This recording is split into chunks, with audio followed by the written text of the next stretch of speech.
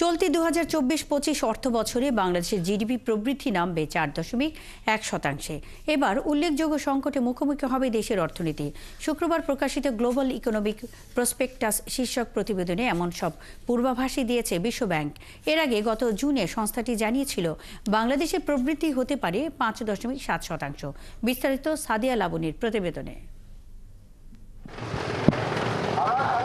গত বছরের মাঝামাঝি সময় থেকে রাজনৈতিক অস্থিরতার কারণে অর্থনৈতিক কার্যক্রম ক্ষতিগ্রস্ত হয়েছে, কমে গেছে বিনিয়োগকারীদের আস্থা। এমন পরিস্থিতি এবং নীতি অনিশ্চয়তার কারণে অর্থনৈতিক প্রবৃদ্ধির পূর্বাভাস কমিয়েছে বিশ্বব্যাংক। বিশ্বব্যাংক বলছে ২০২৪-২৫ অর্থ বছরে বাংলাদেশের জিডিপি প্রবৃদ্ধি নেমে আসতে পারে ৪.১%।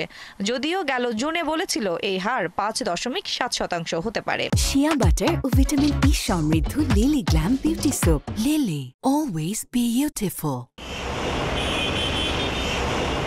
অর্থনীতির গতি দুর্বল হওয়ার কারণ হিসেবে আরও কিছু সমস্যার কথা জানিয়েছে সংস্থাটি। বিশ্বব্যাংক বলেছে দেশের জ্বালানি ঘাটতি সহ সরবরাহ সংক্রান্ত সীমাবদ্ধতা এবং আমদানিতে বিধিনিষেধ শিল্প কার্যক্রমকে দুর্বল করেছে। চাপ বেড়েছে মূল্যস্ফীতির। উচ্চ মূল্যস্ফীতি মানুষের ক্রয় ক্ষমতা কমিয়ে দিয়েছে, যার ফলে মন্থর হয়ে গেছে সেবা খাতের প্রবৃদ্ধি।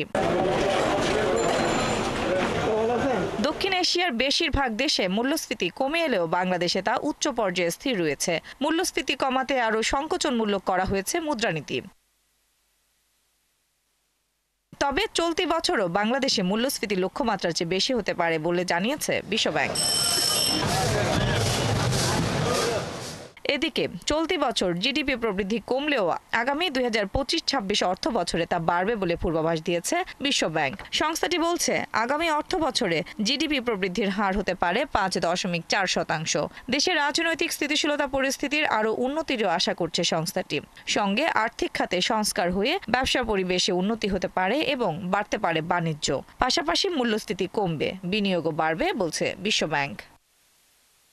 সাদিয়া লাবনী, ৭১।